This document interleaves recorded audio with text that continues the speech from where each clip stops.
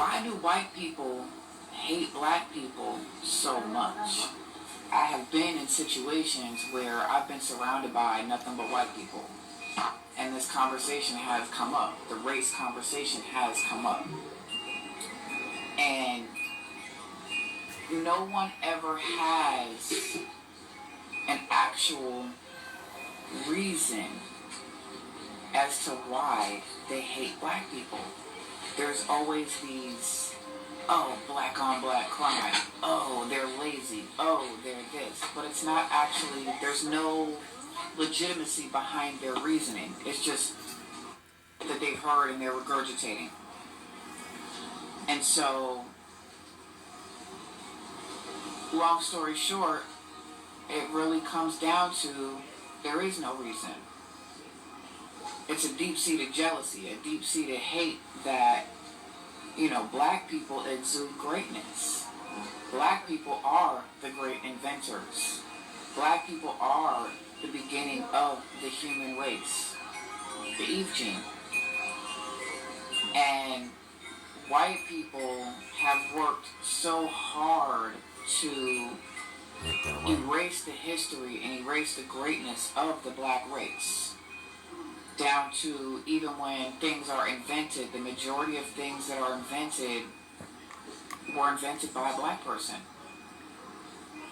But yet, the white race has actually erased the original inventor from history and have put their names on things that they had no business putting their names on. Oof. It's weird to be a race that acts inhumane but pushes the narrative on another race. This is one of the many insidious ways white supremacy culture shows up in those of us that are white-bodied individuals. And I say insidious because it's only subtle to us, but very plain to see for black and brown indigenous people of color. When we're convinced that we are and consider ourselves to be safe and benevolent white folks who don't see color, we are so dangerous. Because underneath all that and color blindness lies some very foundational beliefs about what it means to be a good person in this world. And what do you know, all those characteristics just so happen to look like what it means to be white. We have to recognize that we have been raised in and therefore conditioned to think in terms of a racial caste system. So as long as black and brown indigenous people of color are able to assimilate into whiteness, they're okay, and even heralded as exceptional people.